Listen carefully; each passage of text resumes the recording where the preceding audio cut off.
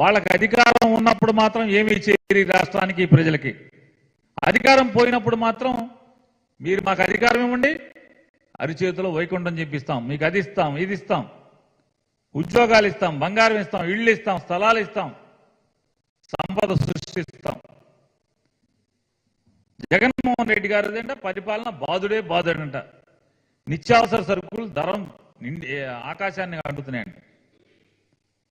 చంద్రబాబు నాయుడు గారిని ఒకటే ప్రశ్నిస్తున్నాం. ఇవాళ మీకు హెరిటేజ్ కంపెనీ ద్వారా మీకు పొందినటువంటి షేర్ల ద్వారా ఏర్పడినటువంటి మీ వ్యాపారం బిగ్ బజార్ అనేటువంటి వెచ్చాలు, అంటే కిరాణా సరుకులు, ప్రొవిజన్ స్టోర్ వెచ్చాలు దొరికేటువంటి, వంట నిత్యావసర సరుకులు దొరికేటువంటి బిగ్ బజార్ మీదే.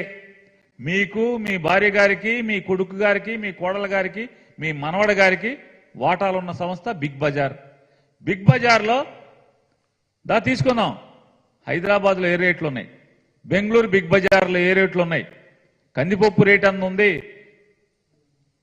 శనక్కాయ నూనె రేట్ ఎంత ఉంది, విజయవాడలో శనక్కాయ నూనె రేట్ ఎంత ఉంది, కందిపప్పు రేట్ ఎంత ఉంది, బియ్యం రేట్ ఎంత ఉంది, మీ బిగ్ బజార్లను చూద్దాం. ఏ రాష్ట్రంలో అయినా సరే చంద్రబాబు నాయుడుకు ఉన్నటువంటి బిగ్ బజార్ దుకాణాలు చంద్రబాబు నాయుడు గారికి వాటా ఉంది. ఆ షాపుల్లో చూద్దాం పదండి. ఏమండి సార్, వీరు విలేకరులు హెరిటేజ్ దేంట్లో కలిసింది సార్? ఉన్నాయి, రండి, హైదరాబాద్ వెళ్దాం రండి. మీరు మూత పడలేదు సార్, ఉన్నాయి సార్ షాపులు. మొన్న కూడా ఎచ్చాలు కొనుక్కొచ్చి తీసుకెళ్ళి చూపించాం. బెంగళూరులో ఎచ్చాలు కొని తీసుకెళ్ళి అనంతపురంలో చూపించాం. మొన్న అనంతపురం మీటింగ్కి వెళ్తా మీ ఇట్లాగే తీసుకెళ్లి బెంగళూరులో బిగ్ బజార్లో కొనుక్కొని తీసుకెళ్లి చూపించాం. ఇదిగో ఇది చంద్రబాబు నాయుడు దుకాణం అని చెప్పని. హెరిటేజ్ సంస్థ దేంట్లో కలిసిందండి? ఫ్యూచర్ సంస్థలో కలిసింది. ఫ్యూచర్లో చంద్రబాబు నాయుడు హెరిటేజ్ కూడా ఫ్యూచర్ కంపెనీకి సంబంధించిన దాని కింద బదలాయింపు జరిగింది. ఫ్యూచర్ హెరిటేజ్లో పాలు, పెరుగు, నెయ్యి మాత్రమే అమ్ముతారు ప్రస్తుతం. అంతకుముందు అన్నీ అమ్మేవాళ్ళు. పాల ప్యాకెట్ రేట్ ఎంత ఉంది, నెయ్యి కేజీ ఎంత ఉంది హెరిటేజ్లో, బెంగళూరులో ఎంత ఉంది, హైదరాబాద్లో ఎంత ఉంది? అదే 360, 370 కదా అర కేజీ నెయ్య. పాల ప్యాకెట్ అర లీటర్ అదే 30, 32 రూపాయలే కదా. ఎక్కడైనా అదే ఉంది కదా.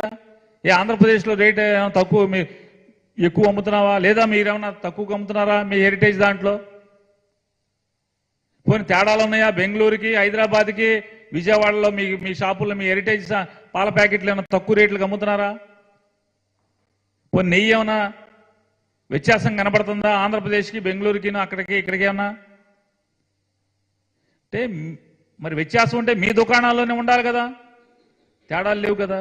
అంటే పచ్చి మోసపు మాటలు, దగా మాటలు. జగన్మోహన్ రెడ్డి గారి ప్రభుత్వంలో కిరాణా సరుకులు పెరిగినాయి అని చెప్పని. పోనీ రామోజీరావు గారు మీ మాటలని రామోజీరావు గారు కూడా తప్పుడు రాతలు రాస్తున్నాడు కదా. ప్రియా ఉత్పత్తులు తయారు చేసే దాంట్లో ఆంధ్రప్రదేశ్లో మీ పచ్చళ్ళు, వడియాలు, అప్పడాలు అన్నీ అమ్ముతున్నారు కదా. అన్నీ అమ్మందేముంది? అమ్మే దాంట్లో హైదరాబాద్లో మీ ప్రియా పచ్చళ్ళు రేట్ ఎంత, ప్రియా శనగపొడి రేట్ ఎంత, ప్రియా కందిపొడి రేట్ ఎంత, ప్రియా అప్పడాల రేట్ ఎంత, బెజవాడలో రేట్లు ఎంత? ఏం తేడా ఉన్నాయా? ఎందుకు తేడా ఉండలేదు? తేడా ఉండాలి కదా.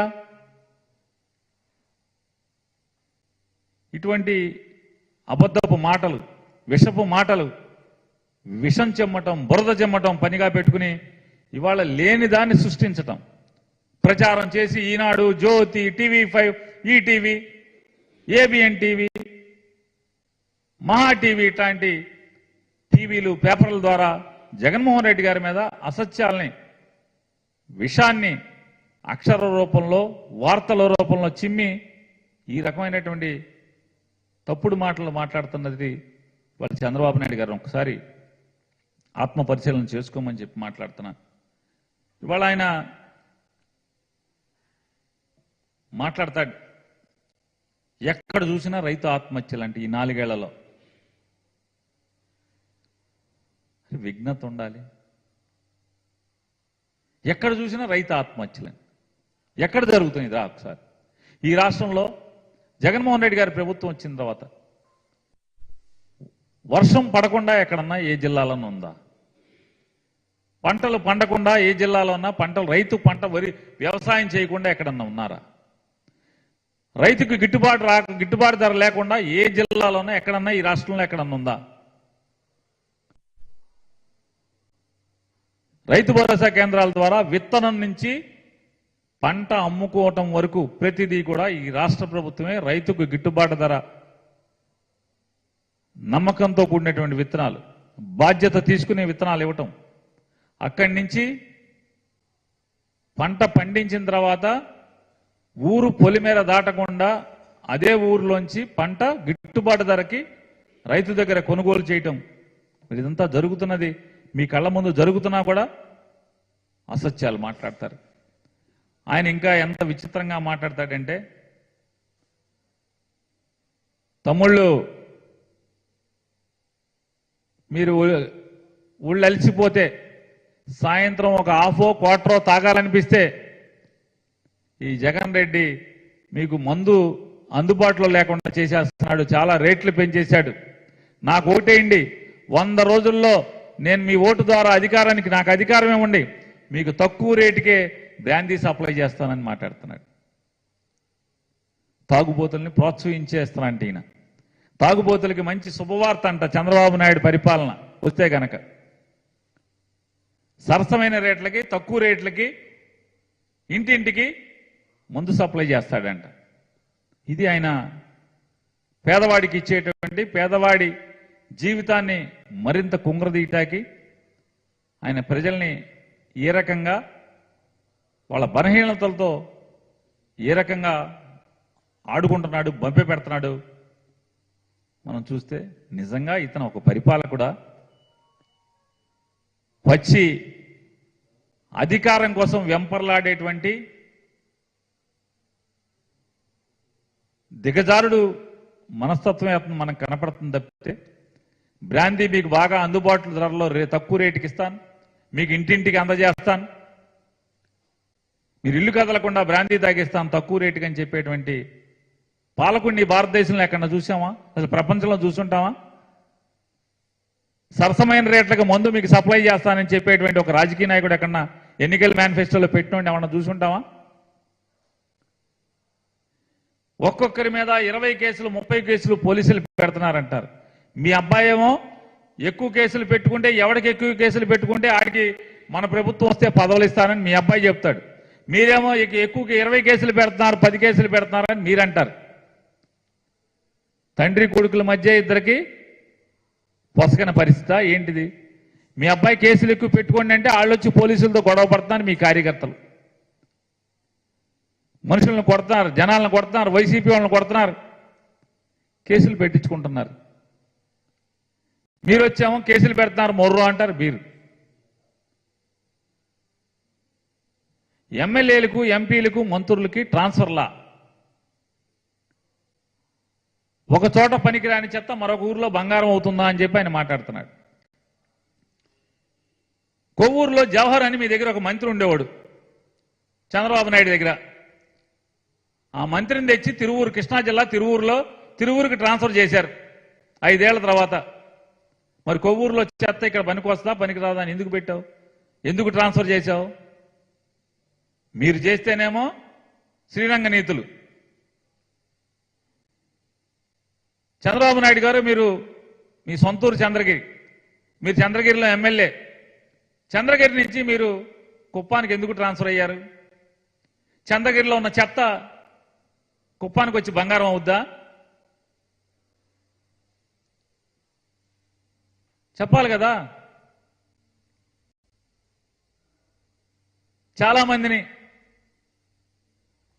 నరసాపురంలో ఒక ఎమ్మెల్యే ఉంటే అతను తెచ్చి పార్లమెంటుకు పెట్టలేదా? ముమ్మిడివరంలో ఒక ఎమ్మెల్యే ఉంటే అతను తెచ్చి పార్లమెంటుకు పెట్టలేదా? హరిశ్చంద్రాపురంలో ఒక ఎమ్మెల్యే ఉంటే తెచ్చి పార్లమెంటుకు పెట్టలేదా? అట్లాగే ఎంతమంది పార్లమెంట్ సభ్యుల్ని ఎమ్మెల్యేగా మీరు పెట్టలేదు, ట్రాన్స్ఫర్ చేయలేదు. మీరు చేస్తే సమ్మగా ఉండాలి, సమ్మగా చూడాలి జనం. ఆహా ఓహో, ఈయన అసలు పరిపాలనా దక్షుడు, రాజనీతిజ్ఞుడు, అసలు రాజకీయాల్లో రాజకీయ పండితుడు అని చెప్పనేమో మేము మాత్రం భజన చేయాలి జనం. జగన్మోహన్ రెడ్డి గారు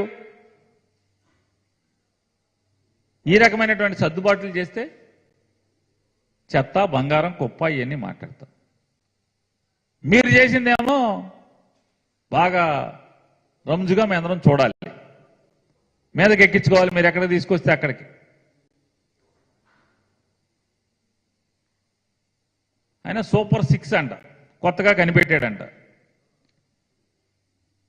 డ్వాక్రాలు నేనే కనిపెట్టా, దీపాన్ని నేనే కనిపెట్టా. ఆడవాళ్ళకి, ఈ రాష్ట్రంలోని ప్రతి ఆడపిల్లకి నెలకి 1500 రూపాయలు ఇస్తానని చెప్తున్నాడు. 3 గ్యాస్ బండలు ఇస్తాడంట, 3 గ్యాస్ బండలు ఉచితంగా ఇస్తాడంట, నెలకి 1500 డబ్బులు ఇస్తాడంట.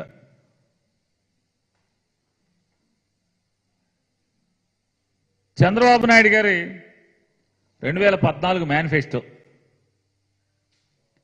2014 మేనిఫెస్టోలో పేజీ 17, పుట్టిన ప్రతి ఆడబిడ్డ పేరుతో మహాలక్ష్మి పథకం కింద 25,000 బ్యాంకులో డిపాజిట్ చేస్తా అంట. మీరు చెప్పండి, మీరు పాత్రికేయ మిత్రులు, ఈ రాష్ట్రంలో ఏ ఆడపిల్లకన్నా 25,000 బ్యాంక్ డిపాజిట్ ఎక్కడ చేశాడా? పుట్టిన ప్రతి ఆడపిల్లకి.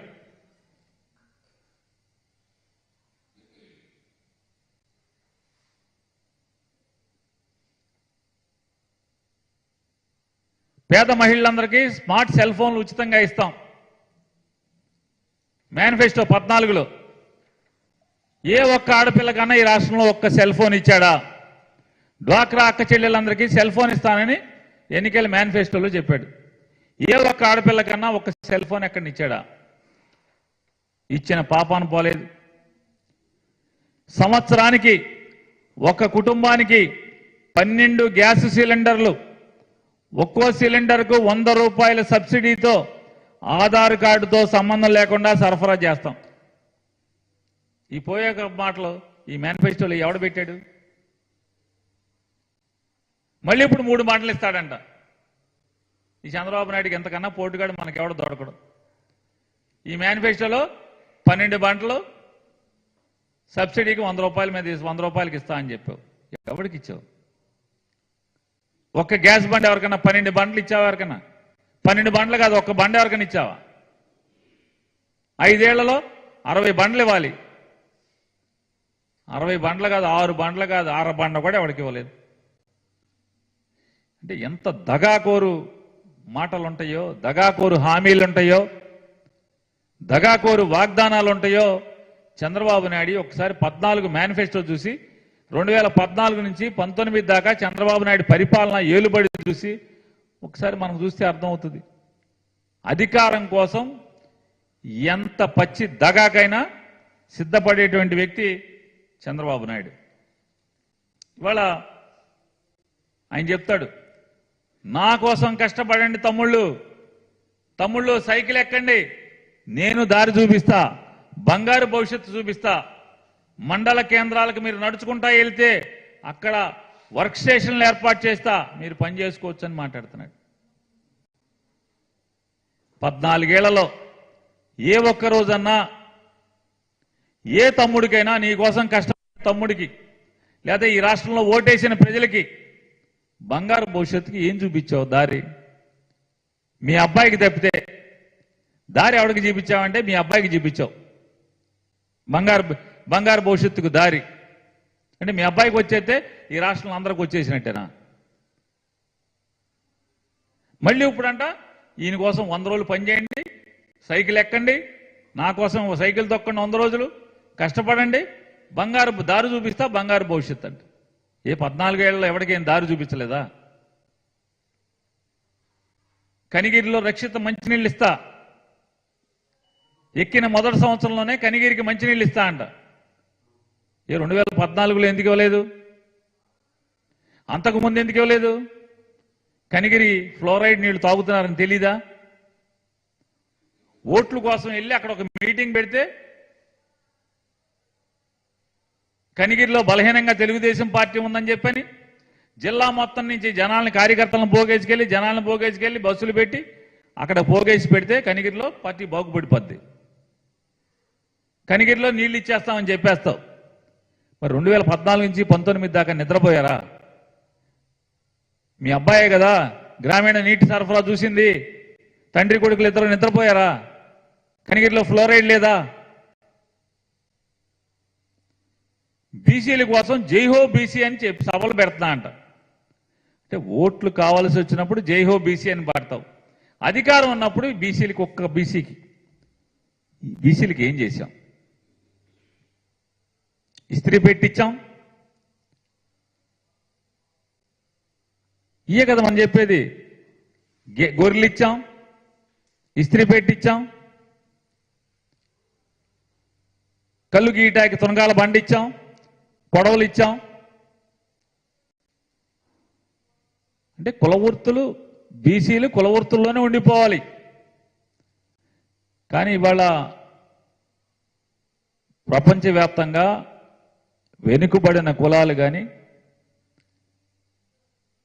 పేదరికలు ఉన్నటువంటి దళితులు కానీ వీరందరూ దేశ విదేశాల్లో వెళ్తున్నారంటే నాడు రాజశేఖర రెడ్డి గారు 2004లో ముఖ్యమంత్రి అయిన తర్వాత సంపూర్ణమైనటువంటి ఫీజు రీయింబర్స్ ద్వారా చదువు మొత్తాన్ని ఉచితం చేయటం ద్వారా ఎంతో మంది వెనుకబడిన తరగతులకు సంబంధించినటువంటి పిల్లలు ఇంజనీరింగ్ చదువుకుని వృత్తి విద్య చదువుకుని దేశ విదేశాల్లో స్థిరపడ్డారు తప్పితే చంద్రబాబు నాయుడు గారు మీరు బీసీలకు ఏం చేశారు?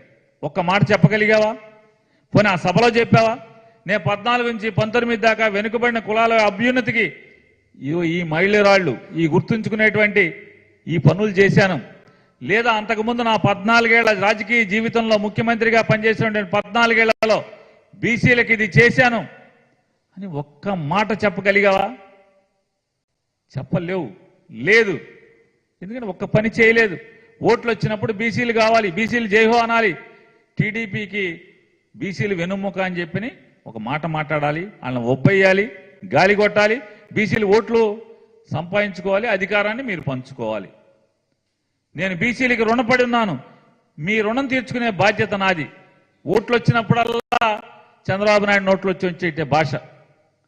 బీసీలకి నేను రుణపడి ఉన్నాను, బీసీలు తెలుగుదేశం పార్టీకి వెనుముక, బీసీలకు నేను రుణం తీర్చుకునే బాధ్యత నాది. ఎన్నిసార్లు బాధ్యత లేని మీ ప్రవర్తన మీ దిన్నాళ్ళు ఎందుకని బాధ్యత లేకుండా ప్రవర్తిస్తారు? మైనార్టీలకు రంజాన్ తోఫా ఇవ్వలేదు జగన్మోహన్ రెడ్డి గారు. ఏంటి రంజాన్ తోఫా? ఆ రోజు నువ్వు ఒక పాయసం ముక్కిపోయిన పాయసం ప్యాకెట్ ఇస్తే సరిపోద్దా? ఆ పాయసం ప్యాకెట్ హెరిటేజ్, నెయ్యి హెరిటేజ్లో ఉన్న సామాన్లన్నీ అమ్ముకుంటాక రంజాన్ తోఫా, క్రిస్మస్ కానుక, సంక్రాంతి కానుక, మన హెరిటేజ్ సామానాన్ని అమ్ముకుంటాం. అరే నిజంగా మైనార్టీలు ఉద్ధరించబడాలంటే ఏం చేయాలి? చదువు నేర్పాలి, నాణ్యమైన చదువు నేర్పాలి, వృత్తి విద్యలు నేర్పాలి, ఉద్యోగ అవకాశాలు కల్పన చేయాలి. అది లేదు. రంజాన్ తోఫా ఇస్తా అంటే రంజాన్కి సేమియా వండుకుని తింటే అయిపోతుంది. అది కూడా హెరిటేజ్ సేమియా వండుకోవాలి, హెరిటేజ్ నెయ్యి పోయాలి. ఇది మైనార్టీలకు మాత్రం 5 ఏళ్లలో మంత్రి లేదు. అధికారం ప్రజల నుంచి మాత్రం ఓట్లు ఇప్పుడు మాత్రం మైనార్టీలు ఓట్లు వేయాలి. 5 సంవత్సరాల్లో మైనార్టీ మినిస్టర్ లేడు. ఇది ఈయన మైనార్టీల పట్ల వాళ్ళ రక్షణకి బాధ్యత తీసుకుంటాడంట. ఇప్పుడు కొత్తగా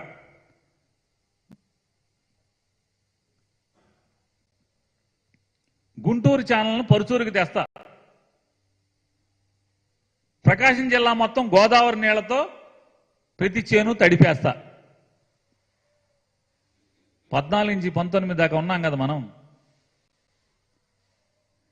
అప్పుడు గుంటూరు ఛానల్ పరుచూరు దాకా తీసుకెళ్లే ఖాళీ దొరకలేదా? మనసు రాలేదా? ప్రకాశం జిల్లాలో చదువుకున్న వాళ్ళందరికీ కూడా అదే ఊళ్ళో ఉద్యోగం కల్పిస్తా అంట. వినండి ఆయన మాటలు. పేదరికం లేని సమాజం సృష్టించే బాధ్యత నాది. చంద్రబాబు నాయుడు గారిని సూటిగా ప్రశ్నిస్తున్నా, నీ 14 ఏళ్ల ముఖ్యమంత్రి కాలంలో ఏ పేదవాడిని పేదరికం లేకుండా చేశావు? ఎంత దుర్మార్గంగా ప్రవర్తించావంటే,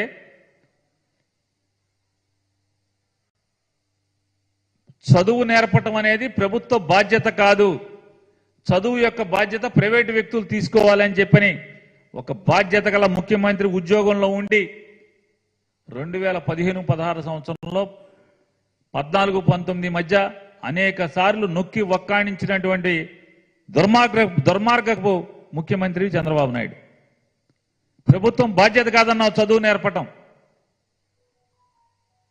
మరి చదువు ప్రభుత్వం నేర్పపోతే పేదరికం ఎలా పోతుంది? ఏ పేదవాడి ఇంట్లో అయినా పేదరికం పోవాలంటే ఆ పేదవాడి ఇంట్లోని పిల్లల ఉన్నత చదువుల ద్వారా మాత్రమే ఆ ఇంట్లో పేదరికం నమ్మిన వాడు జగన్మోహన్ రెడ్డి గారు. కాబట్టి చదువు పట్ల 70,000 కోట్ల రూపాయలు ఎల్కేజీ నుంచి అంటే 1వ క్లాసు నుంచి పీజీ వరకు ఉన్నత విద్యలో సమూలమైన మార్పులకు కానీ, నాణ్యమైన విద్య నేర్పడం కోసం కానీ, సౌకర్యాల కల్పన కోసం కానీ ఈ 5 సంవత్సరాల్లో 70,000 కోట్ల రూపాయలు ఖర్చు పెట్టిన వాడు, చదువు ప్రభుత్వం యొక్క బాధ్యత అని భుజానికి ఎత్తుకున్నవాడు జగన్మోహన్ రెడ్డి గారి ప్రభుత్వం అయితే నువ్వెవరివి? ఏం మాట్లాడావు? ఈయనంట జగన్మోహన్ రెడ్డి గారు 10 రూపాయలు ఇచ్చి 100 రూపాయలు పన్నుల రూపాయన లాక్కుంటున్నాడంట. ఈయన 15 రూపాయలు ఇస్తాడంట, పన్నులేయడంట. ఆ 15 రూపాయలని 100 ఎలా చేయాలి, 100ని 1000 ఎలా చేయాలో ఈయన నేర్పిస్తాడంట. మీరు 2 ఎకరాల రైతు కడుపున పుట్టి చంద్రబాబు నాయుడు గారు 2 లక్షల కోట్లకి ఎలా ఎదగాలో నువ్వెదిగావు తప్పితే ఈ రాష్ట్రంలో ఏ పేదవాడికి ఈ 14 ఏళ్ల నువ్వు ముఖ్యమంత్రిగా ఉండగా ఎవరిని 15 రూపాయలు ఇచ్చి 100ని 1000 చేసేటువంటి విద్య ఎవరికి నేర్పించావు? ఎవరికి నేర్పించావంటే నీ ఎమ్మెల్యేలకి, నీ మంత్రులకి నేర్పించావు. 15ని 100 ఎలా చేయాలి, 100ని 1000 ఎలా చేయాలనేది నేర్పించావు. ఆయన మాట్లాడతాడు. ఇంట్లో బాబాయ్ కూతురు మీకు వ్యతిరేకం, మీ సొంత చెల్లి వ్యతిరేకం అని. చంద్రబాబు నాయుడు గారిని నేను ఒకటే ప్రశ్నిస్తున్నాను, హరికృష్ణ గారు మీకు వ్యతిరేకమా కాదా? నందమూరి హరికృష్ణ గారు వ్యతిరేకమా కాదా? ఎన్టీ రామారావు గారు మీకు వ్యతిరేకమా కాదా? దగ్గుబాటి వెంకటేశ్వరరావు గారు మీ మీద పుస్తకం రాశాడా లేదా వ్యతిరేకమే కాదా? మీ వదిన గారు దగ్గుబాటి పురంధేశ్వర గారు మీకు వ్యతిరేకమా కాదా? మీ సొంత తమ్ముడు నారా రామ్మూర్తి నాయుడు కాంగ్రెస్ పార్టీలో చేరి పనిచేశాడా లేదా మీకు వ్యతిరేకంగా? మీ సొంత అక్క కుటుంబం వైఎస్ఆర్ కాంగ్రెస్ పార్టీలో చేరి పనిచేశారా లేదా? వీళ్ళంతా ఎవరు? మా పిల్లనిచ్చిన మామగారు వ్యతిరేకం, తోబుట్టిన తమ్ముడు వ్యతిరేకం, బావమర్ది వ్యతిరేకం, తోడళ్ళుడు వ్యతిరేకం, వదిన గారు వ్యతిరేకం, అక్క వ్యతిరేకం, అక్క కుటుంబం వ్యతిరేకం. మరి వీళ్ళందరూ ఎవరు? మరి మన ఇంటి వాళ్ళు చేస్తేనేమో అది రాజకీయమా? ఇక్కడేమో జగన్మోహన్ రెడ్డి గారి తప్పులా? కాస్త నోరు మాట్లాడేప్పుడు అంటే ఏంటంటే ఈనాడు, జ్యోతి వీళ్ళు రాయరు, చూపించరు కాబట్టి మన చరిత్ర అంతా ఎవరికి గుర్తుండదు అనుకుంటారు మీరు.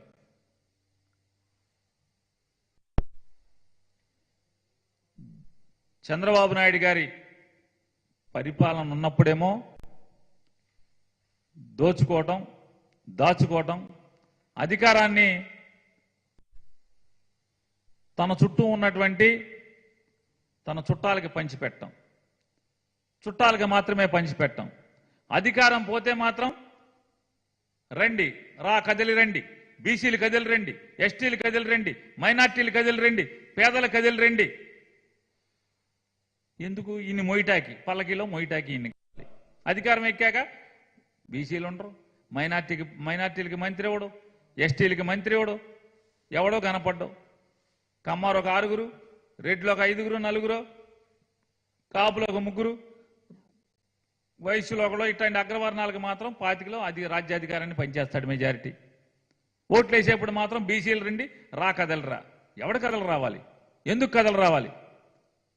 నీ జన్మలో ఎప్పుడన్నా ఈ ప్రజలకు కానీ, ఈ పేదలకు కానీ, లేదా బీసీ కులాలకు కానీ, లేదా ఎస్సీ కులాలకు కానీ, ఎస్టీ కులాలకు కానీ ఒక్కటంటే ఒక్క మైల్ రాయి నీ జన్మలో ఇప్పుడు చెప్పగలుగుతున్నావా? ఇది రాజశేఖర రెడ్డి గారు ఒక 108 తీసుకొచ్చాడు. రాజశేఖర రెడ్డి గారు ఆరోగ్యశ్రీ పెట్టాడు. రాజశేఖర రెడ్డి గారు పిల్లలకు ఉన్నత చదువులు పెట్టాడు. జగన్మోహన్ రెడ్డి గారు 17 మెడికల్ కాలేజీలు కట్టాడు. జగన్మోహన్ రెడ్డి గారు స్కూల్స్ని అద్భుతంగా తయారు చేస్తున్నాడు. 70,000 కోట్లు ఖర్చు పెట్టి మైలురాళ్ళు 4 పోర్టులు నిర్మాణం చేస్తున్నాడు. ఇట్లాంటి ఒక్కటంటే ఒక్క పథకం చంద్రబాబు నాయుడు మీ జన్మలో ఈ రాజకీయ చరిత్రలో నేను గుర్తుండిపోయేటువంటిది ఈ పథకాన్ని చేశానని, లేదా 2014 నుంచి 19 దాకా ఇవాళ కనిగిరిలో ఏం చెప్పాలి? దమ్మున్నాడు రాజకీయ నాయకుడైతే 2014 నుంచి 19 దాకా నేను మీకు ఈ రకమైనటువంటి పరిపాలన బ్రహ్మాండంగా అందించాను, మళ్ళీ అదే పరిపాలన తీసుకొస్తాను. ఇవాళ మీరు కష్టాలు పడుతున్నారు కాబట్టి మళ్ళీ నాకు అధికారం ఇవ్వండి అని చెప్పే దమ్ముందా? చెప్పే సినిమా లేదు. మళ్ళీ ఎప్పటికప్పుడు కొత్తది.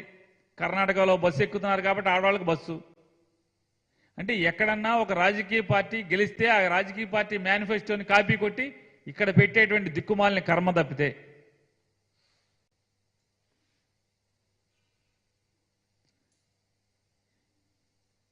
ఇటువంటి మీటింగులు 10 కాదు, 20 కాదు, 30 పెట్టుకోండి. పవన్ కళ్యాణ్ గారికి సిగ్గుండాలి, మీకు సిగ్గుండాలి. 2019లో మీరు మీ కొడుకు దొంగలని చెప్పని అతను అన్నాడు. అతను ఒక బుద్ధి లేని జీవని, అతనికి రాజకీయాలు తెలియని, అసలు ఏమీ చేత కాదని చెప్పి మీరు మాట్లాడారు. మీరిద్దరూ కలిసి ఇప్పుడు మేమంతా కలిసిపోయాం, మాకు ఓటేసేయండి, మేము ముద్రిస్తామని చెప్పి మీ ఇద్దరు మాట్లాడుతున్నారు. 14 నుంచి 19 దాకా ఈ రాష్ట్ర ప్రజల్ని నట్టేట ముంచినటువంటి మీరు 600 హామీలు ఇచ్చి ఇట్లాంటి మేనిఫెస్టోలో వ్యవసాయ రంగానికి 9 గంటల విద్యుత్ ఇస్తా అన్నారు. 5,000 కోట్ల రూపాయలతో ధరల స్థిరీకరణ నిధి అన్నావు, డ్వాక్రా మాఫీ అన్నావు, బెల్ట్ షాపులు రద్దు అన్నావు, సెల్ ఫోన్లు ఇస్తా అన్నావు, ఇంటికి ఒక ఉద్యోగం అన్నావు. ఏమైనాయి?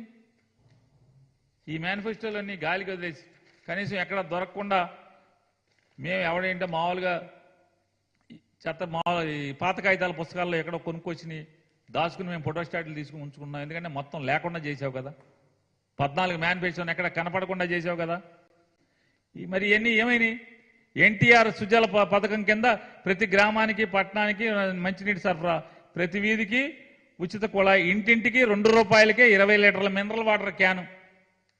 పోనీ ఇక్కడ కూర్చున్న పాత్రికేయులు ఎవరింటికన్నా 20 లీటర్ల క్యాన్ 2 రూపాయలకి ఇంటింటికి చంద్రబాబు నాయుడు పంపించాడా?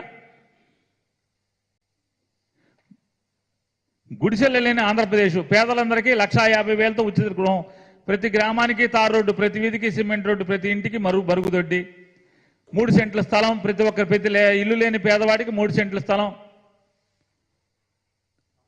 మేనిఫెస్టోలో కేజీ నుంచి పీజీ వరకు ఉచిత విద్య అని చెప్తాడు.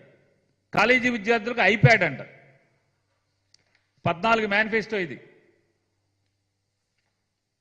అధికారం వచ్చిన తర్వాత ప్రభుత్వం బాధ్యత కాదు, విద్య అనేది అది ప్రైవేటు సంస్థలు చూడాలని చెప్పి మాట్లాడతారు. అధికారం లేనప్పుడు అరచేతిలో వైకుంఠం చెప్పి ప్రజల్ని మోసం చేసేటువంటి, ఏమార్చేటువంటి ప్రయత్నంలో భాగంగానే ఈ రా కదలిరా, ఎవరు ఎందుకు రావాలి, ఎందుకు కదలాలి, ఎవరి కోసం కదలాలి, మీరేం మేళ్లు చేశారని, వాళ్ళ జీవితాల్లో ఏం ముద్రించారని చెప్పని కదలాలి, రావాలి అనేది సమాధానం చెప్పని వారిని డిమాండ్ చేస్తున్నాం.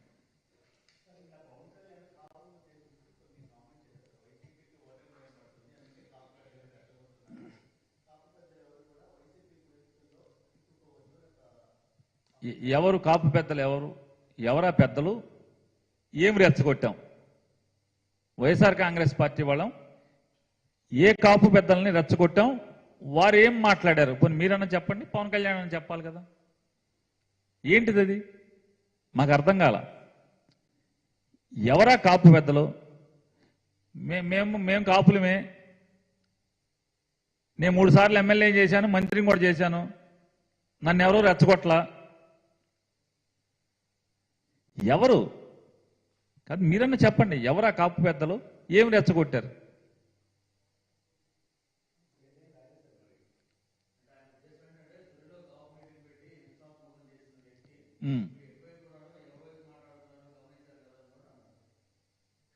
తునిలో కాపు మీటింగ్ పెట్టినంటే ఆయన ఏం మాట్లాడుతున్నాడు?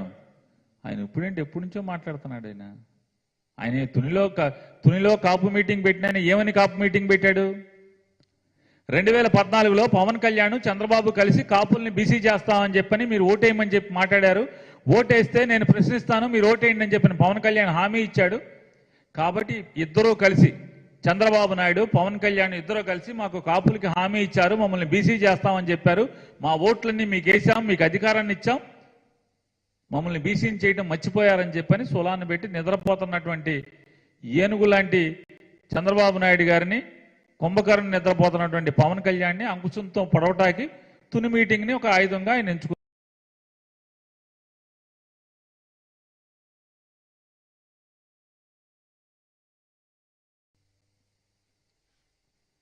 ఇప్పుడు మీరు ఇంకో ఆయన పేరు చెప్తున్నారు, హరిరామ జోగి అని.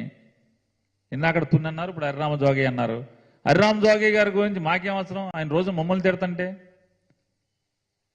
హరిరామ జోగి గారు మిమ్మల్ని ముఖ్యమంత్రి అవ్వాలని మీరు ఆయన ఫోన్లో మాట్లాడారు, వీడియో కాల్లో మాట్లాడారు. మీకోసం ఆయన మిమ్మల్ని ముఖ్యమంత్రి అవ్వాలని నిరాహారదీక్ష చేస్తాడంటే ఆయన మీరు ఆయన కలిసి అది నిజమా, డ్రామానా, ప్రేమ ఒలకు పోసుకున్నారా, ఏం చేశారో మీరు తీశారు, మాకు టీవీలో చూపించారు, వీడియో కాల్లో మీ ఇద్దరం మాట్లాడుకుంటాం. ఆయన నీ దిగజారుడుతనాన్ని, కాపుల్ని టోకుగా చంద్రబాబు నాయుడు గారికి తాకట్టు పెట్టేటువంటి విధానాన్ని ఆయన ప్రశ్నిస్తే దానికి వైసీపీకి ఏం సంబంధం?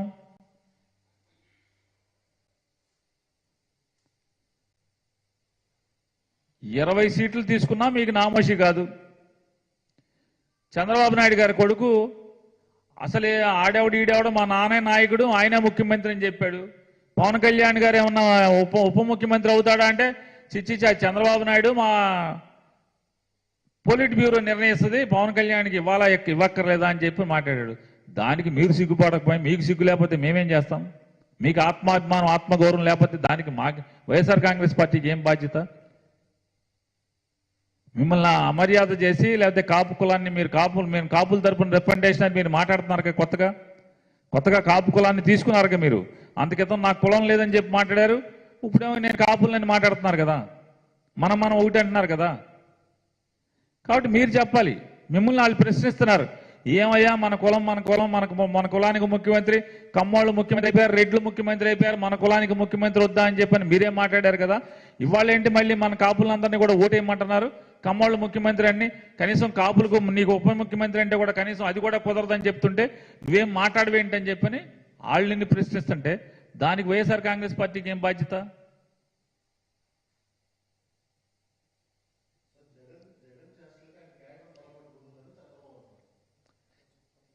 చంద్రబాబు నాయుడు కోసం, చంద్రబాబు నాయుడు చేసే పనులకి వాళ్ళ కేడర్ తలకాయలు పట్టుకునే పరిస్థితి. కానీ జగన్మోహన్ రెడ్డి గారి దగ్గర ఒకటే, జగన్ జగన్ నాయకత్వాన్ని నమ్మి వచ్చినాడు. జగన్ ఏం చేసినా మాకు ఇష్టమే అని చెప్పేవాళ్ళే తప్పితే ఎవరైనా అధికారం కోసం, అవసరాల కోసమో, పదవుల కోసమో ఎక్కడైనా అవమానాలు జరిగితే ఇక్కడ ఏదైనా ఆనందం పొందుదామని చెప్పిన వచ్చిన వాళ్ళు తప్పితే జగన్ని నమ్మి వచ్చినటువంటి వాళ్ళు ఈ పార్టీలో 80% పైబడి ఉంటారు. వాళ్ళెవరూ కూడా మేము జగన్తోనే ఉంటాం, జగన్ ఏం చేసినా జగన్ కోసమే చేస్తామని మాట్లాడతారు తప్పితే ఎక్కడన్నా ఒక 10%, 20% అధికారం కోసం వచ్చిన వాళ్ళు, అవసరాల కోసం వచ్చిన వాళ్ళు వాళ్ళెవరైనా మాట్లాడితే మాట్లాడాలి, వాళ్ళెవరైనా వెళ్తే వెళ్ళాలి తప్పితే 100% జగన్ ఏం చేసినా కూడా ఈ రాష్ట్ర మేలు కోసం చేస్తాడు, పార్టీ మేలు కోసం చేస్తాడని నమ్మేటువంటి వాళ్ళే వైఎస్ఆర్ కాంగ్రెస్ పార్టీ జెండా మోసే కార్యకర్తలు.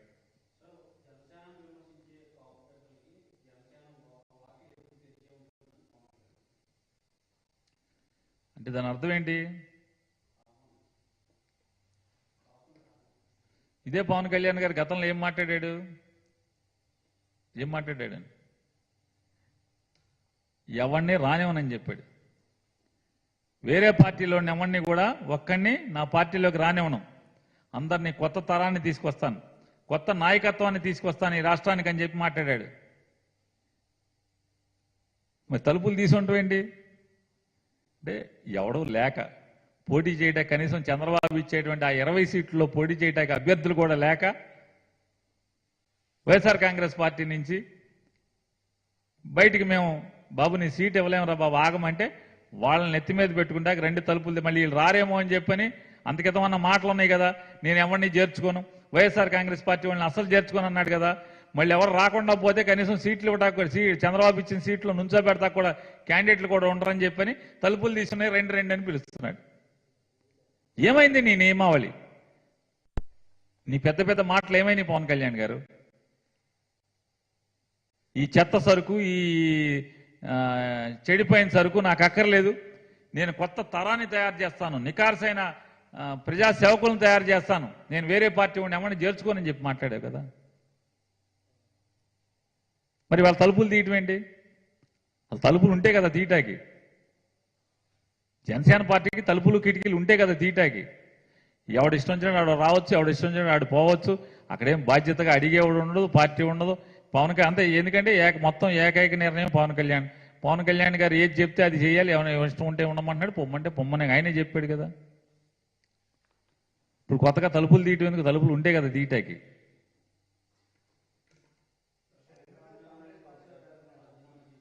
ఏమండి ముందు ఆయనకి చెప్పనా మీకు చెప్పనా? రమేష్ గారికి చెప్పండి. షర్మిల గారు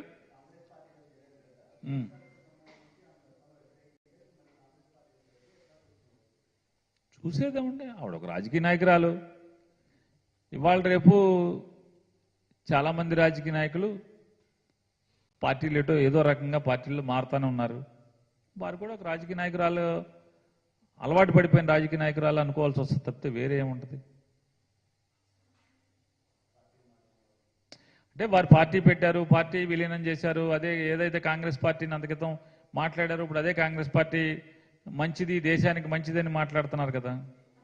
దాన్ని బట్టి తప్పితే అంటే ఒక అభిప్రాయం అంటే అభిప్రాయాన్ని మారుస్తున్నారు కదా.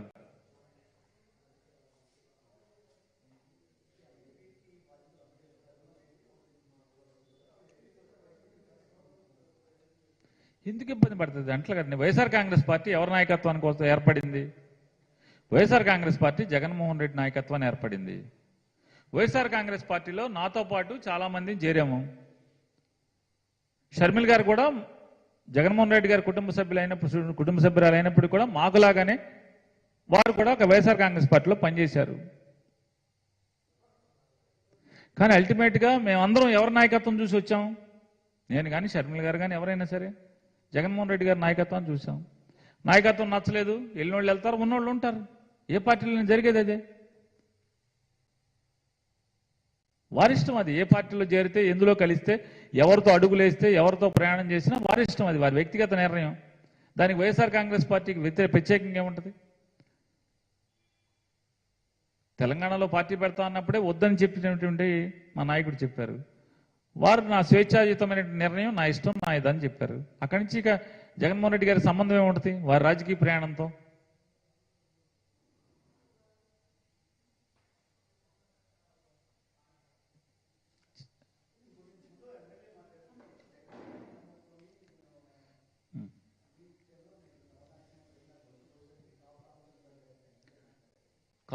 కాపు రామచంద్రారెడ్డి గారు ఎన్నిసార్లు ఎమ్మెల్యే చేశారు? వైఎస్ఆర్ కాంగ్రెస్ పార్టీలో 2 సార్లు ఎమ్మెల్యే అయ్యారు. వైఎస్ఆర్ కాంగ్రెస్ పార్టీ గుర్తుతో జగన్మోహన్ రెడ్డి గారు బొమ్మతో తప్పితే ఆయన ఎమ్మెల్యే కాగలరా? ఆయన దగ్గర ఎంత సంపద ఉంటే మాత్రం, ఎన్ని డబ్బులుంటే మాత్రం అవగలరా?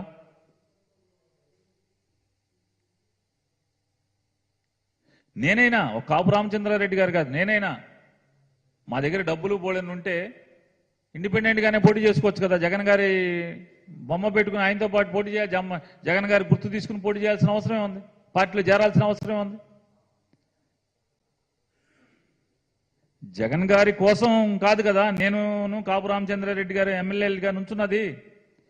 మేము ఎమ్మెల్యేలు అవటం కోసం కదా.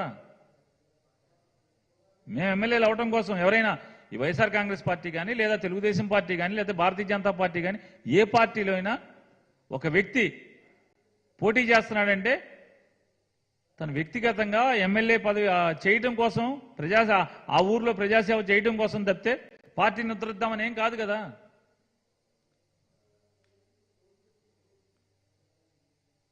ఇప్పుడు నేను కాపు రామచంద్రారెడ్డి గారు కాకపోతే ఇంకొకళ్ళు వస్తారు. పార్టీలకి ఎమ్మెల్యే అభ్యర్థులు ఏమి ఇది కాదు కదా. ఇప్పుడు నీకు సీట్ ఇస్తా అని తిప్పుకుని ఏమీ చేయకపోతే అది